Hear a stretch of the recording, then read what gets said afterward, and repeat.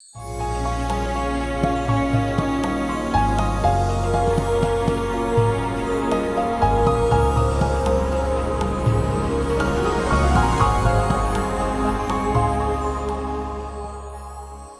کے پروگرام میں آپ کو خوش آمدید کہتا ہوں۔ اس پروگرام کے شروع کرنے سے پہلے میں آپ کو تھوڑا سا یاد کروانا چاہتا ہوں کہ ہماری گزشتہ ملاقات میں نے آپ سے یہ عرض کیا تھا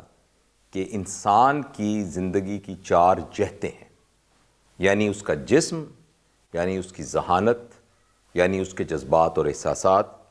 اور اس کی روحانیت۔ اگر کوئی انسان اپنے اندر ایک تبدیلی لانا چاہتا ہے اور وہ اپنے آپ کو بدل کر اعلیٰ سطحوں کی زندگی گزارنا چاہتا ہے تو یہ بات جاننی بہت ضروری ہے کہ اسے ان 4 جہتوں پر محنت کرنی پڑے گی۔ بدقسمتی سے ہمارے ہاں جو محنت ہے، چاہے کوئی شخص بہت بڑا آفیسر بن جائے، چاہے کالج اور یونیورسٹی کی بہت اعلیٰ تعلیم بھی حاصل کر لے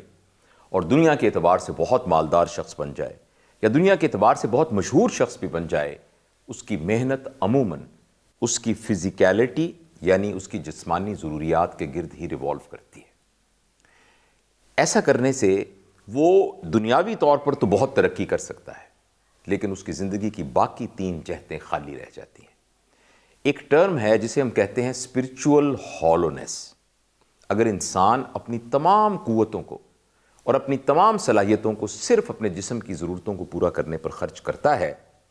تو اور اس کی باقی 3 جہتیں خالی رہ جاتی ہیں، تو جب اس کی یہ تمام ضرورتیں پوری ہو جائیں تو اس کے اندر ایک کیفیت پیدا ہوتی ہے جس کو ہم اسپرچول ہالونیس کہتے ہیں۔ اس کا اظہار ہمیں بہت زیادہ مغرب میں رہنے والے کچھ لوگوں میں ہوتا ہے۔ گو اب مشرق میں رہنے والے لوگ بھی اس سے مستثنی نہیں ہیں، لیکن چونکہ مغرب میں وسائل بہت ہوتے ہیں اور انسان نے جو اپنے لیے ٹارگٹ مقرر کیا ہوتا ہے وہ بہت جلدی حاصل کر لیتا ہے۔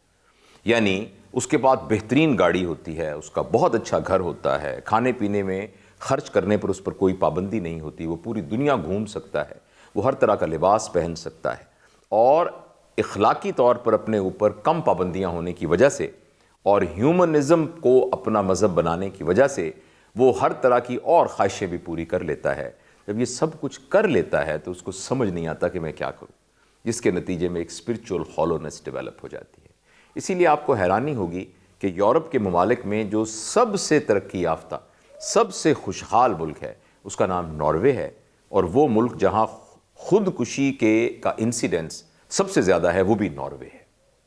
آپ کو یہ سن کے حیرانی ہوگی کہ جاپان، جس نے پوری دنیا کو سائنس اور ٹیکنالوجی میں پیچھے چھوڑ دیا ہے، اس میں جوانوں میں خودکشی کا انسیڈنس سب سے زیادہ ہے۔ تو یہ بات بڑی حیران کن ہے کہ ایک شخص جس کو ساری ضروریات میسر ہوں، ہر آسانی سے کھا پی سکتا ہو، آسانی سے دنیا میں سفر کر سکتا ہو، مال و دولت کی کوئی کمی نہ ہو، وہ شخص آخر اپنی جان کو ختم کرنے پر کیوں تیار ہو جاتا ہے؟ اس کی وجہ یہی ہے کہ انسان بدقسمتی سے صرف اپنے آپ کو ایک فزیکل اینٹی سمجھتا ہے، جبکہ جیسے میں نے آپ کو بار بار عرض کیا ہے کہ انسان صرف فزیکل اینٹی نہیں ہے، وہ انٹلیکچول اینٹی ہے، وہ ایموشنل اینٹی ہے، اور وہ اسپرچول اینٹی ہے۔ آج کے اس پروگرام میں ہم کوشش کریں گے کہ فزیکل اینٹی کو صحیح طریقے سے ڈیولپ کرنے کا کیا طریقہ ہے، کیونکہ بہت سارا کام جو ہم اپنی فزیکل اینٹی کو ڈیولپ کرنے کے لیے کرتے ہیں وہ غلط کرتے ہیں۔ میں آپ کو بہت مختصر وقت میں یہ بتانا چاہوں گا کہ یہ 4 چیزیں ہیں، اگر ہم ان کو سمجھ لیں اور اس کے مطابق اپنی فزیکیلٹی کو ایڈریس کریں تو ہماری زندگی بہت خوبصورت ہو سکتی ہے۔ یعنی دوسرے لفظوں میں ہم ایک صحت مند زندگی گزار سکتے ہیں۔ اس میں سب سے پہلی چیز یہ ہے ہماری خوراک۔ ہمارے جسم میں جو کچھ بھی ہے یہ اصل میں وہی ہے جو ہم نے خوراک کے طور پر اندر لے کے گئے ہیں، یعنی ہماری جو جسمانی ساخت ہے۔ مثال کے طور پر آج افطار میں نے ایک کھیرا کھایا۔ وہ کھیرا جب پلیٹ میں پڑا ہوا تھا تو اس کا نام تھا کھیرا۔ جب میں نے کھا لیا کچھ گھنٹوں کے بعد اس کھیرے کا نام بن گیا جاوید اقبال۔ وہ مرغی جو دڑبے میں کڑکڑ کر رہی تھی، جب وہ پک کے روسٹ ہو کے جاوید اقبال کے سامنے آئی اور اس نے کھا لی تو اس کا نام تھا مرغی، اب وہ بن گئی جاوید اقبال۔ یعنی انسان کے جسم میں اتنی طاقت ہے کہ وہ مولی کو, گاجر کو, دال کو, روٹی کو اپنا جسم میں کنورٹ کر دیتا ہے اور اپنا جسم بنا لیتا ہے. تو لہٰذا جو سب سے اہم چیز ہے وہ ہے ہماری خوراک. اور آج کی اس ایپیسوڈ میں آپ کو یہ بتانا چاہوں گا کہ ہم اپنی خوراک کے سلسلے میں کیا غلطیاں کرتے ہیں اور ہمیں ان غلطیوں کا تدارک کیسے کرنا چاہیے. دیکھیے بات سنیے, ہمارے جسم کے اندر ایک بہت زبردست قسم کا کیمیائی نظام ہے, جس نظام کے تحت جب خوراک ہمارے جسم کے اندر داخل ہوتی ہے تو اس کو فٹافٹ وہ کیمیائی نظام مختلف انزائمز اور ہارمونز کی مدد سے اس کو تبدیل کر دیتا ہے سادہ قسم کی غذا کے اندر, جو ہمارے جسم کا حصہ بن کے پھر ہمارے جسم کے افعال میں استعمال ہونا شروع ہو جاتی ہے. اور وہ چیز جس کو ہمارا جسم خوراک سمجھتا ہے وہ صرف یہ 7 چیزیں ہیں: کاربوہائیڈریٹ یعنی نشاستہ, پروٹین یعنی لحمیات یا گوشت وغیرہ, مگر یہ جو پروٹین ہے ضروری نہیں کہ وہ جانوروں میں ہی ہوں اور ضروری نہیں کہ وہ گوشت میں بھی ہوں. دالوں میں بھی پروٹین ہوتی ہیں, دودھ میں بھی پروٹین ہوتی ہے, اور سویابین کے اندر بھی پروٹین ہوتی ہے. تو پروٹین, اور تیسرا فیٹ یعنی کہ چربی, اور چوتھا وائٹامن, پانچواں منرلز یعنی کچھ معدنیات, اور چھٹا پانی. یہ 6 چیزیں ہیں. یہ اگر ہمارے جسم میں داخل ہوں تو ہمارا جسم خوش آمدید کہتا ہے, کیونکہ اس کو استعمال کرنے کا پورا سسٹم ہماری باڈی میں موجود ہے. لیکن اگر ہم ان کے علاوہ کوئی چیز اپنے اندر لے کے جاتے ہیں تو ہماری باڈی میں وہ سسٹم ہی نہیں ہے جو اس کو ہینڈل کر سکے. مثال کے طور پر سب لوگ یہاں بیٹھے ہیں جو یہیں کام کرتے ہیں.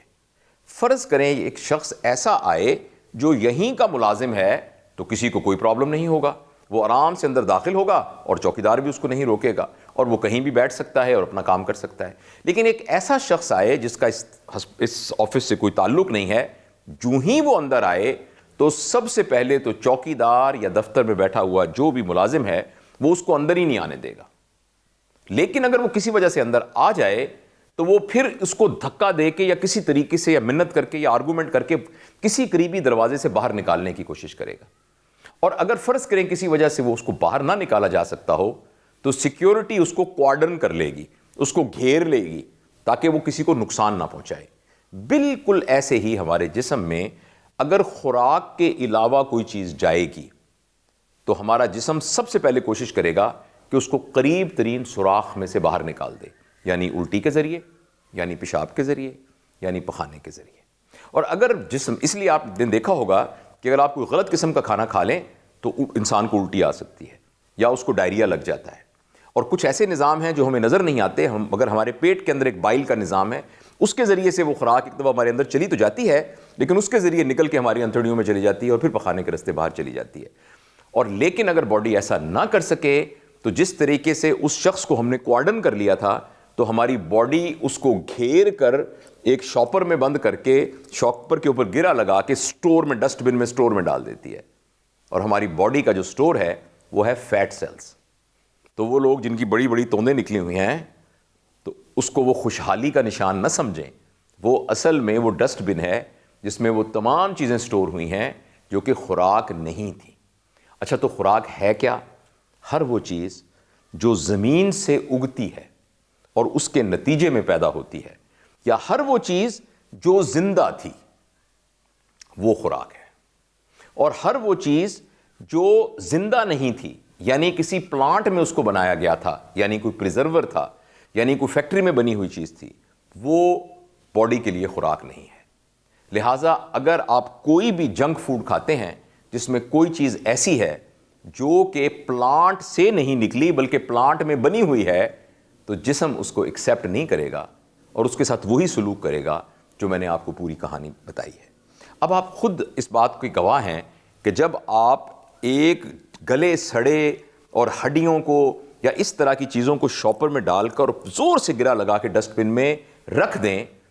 چاہے آپ جتنی بھی زور سے گرا لگائیں, کچھ عرصے کے بعد اس میں تعفن پھیل جائے گا, اس میں سے بدبو آنا شروع ہو جائے گی, اس میں کیڑے آنا شروع ہو جائیں گے. تو جب ہماری باڈی کے اندر وہ تمام چیزیں ہمارے فیٹ سیل میں سٹور رہیں گی تو اس میں ایک تبدیلی آنا شروع ہو جائے گی, اور وہ ایسے کیمیکل میں تبدیل ہو جائے گا جو ہارٹ اٹیک کر سکتا ہے, جو ہماری جگر کے اندر چربی کو بڑھا سکتا ہے, جو ہمارے اندر نفسیاتی تبدیلیاں لا سکتا ہے, اور جو سب سے خطرناک بات ہے کہ وہ ایسے مادے پیدا ہوتے ہیں کہ اگر وہ بہت عرصہ ہمارے جسم میں رہیں تو کینسر جیسی موذی مرض بھی لاحق ہو سکتی ہے۔ لہٰذا ہم کیا کھائیں، اس بات کو ہمیشہ یاد رکھنا چاہیے کہ ہمارے دسترخوان پر وہ چیزیں ہوں جن کو ہمارا جسم خوراک سمجھتا ہے، اور موٹے الفاظ میں یہ کہ وہ تمام چیزیں جو سبزیاں ہیں، جو پھل ہیں، جو اناج ہیں، ان کا استعمال کثرت سے ہونا چاہیے۔ جب ہمیں گھی کی جگہ پہ کچھ چیز استعمال کرنی ہے تو وہ بھی کوشش کیجئے کہ وہ ہے جو پلانٹ سے بنی ہوئی ہو، یعنی سرسوں کا تیل یا اولیو آئل یا بنولے کا تیل۔ تو اس طرح کا تیل زیادہ بہتر ہے بنسبت وہ چیزیں جو فیکٹری میں بنی ہوئی ہیں۔ تو میں گوشت سے منع نہیں کر رہا آپ کو، کیونکہ گوشت بھی جاندار ہے۔ پلیٹ پہ جو چیز پڑی ہوئی ہے نا، یا اس وقت وہ زندہ ہو یا وہ کبھی زندہ ہو۔ فرض کریں آپ مچھلی کھا رہے ہیں تو وہ کبھی زندہ تھی، اگر آپ ٹماٹر کھا رہے ہیں تو وہ زندہ ہے، اگر کیکڑا کھا رہے ہیں یا فرض کریں آپ وہ کھیرا کھا رہے ہیں تو وہ زندہ ہے،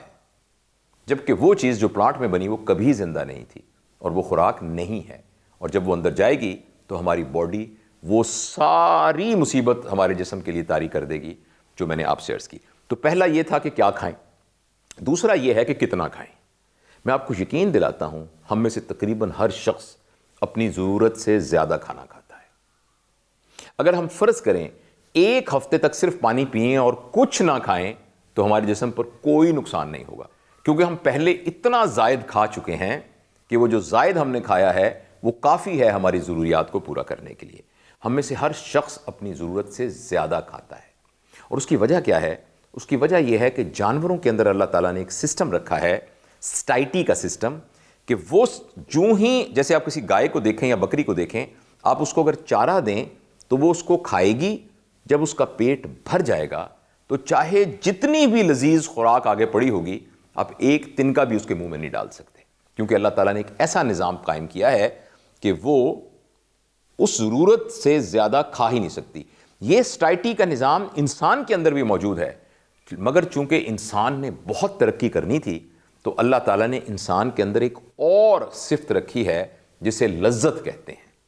اور اس لذت کو انسان کے جسم میں ڈالنے کا بھی ایک پرپز ہے، ایک مقصد ہے، اور وہ مقصد یہ ہے کہ انسان کے لیے ایک انیشیٹو موجود ہوتا ہے کام کرنے کا اس لذت کی وجہ سے۔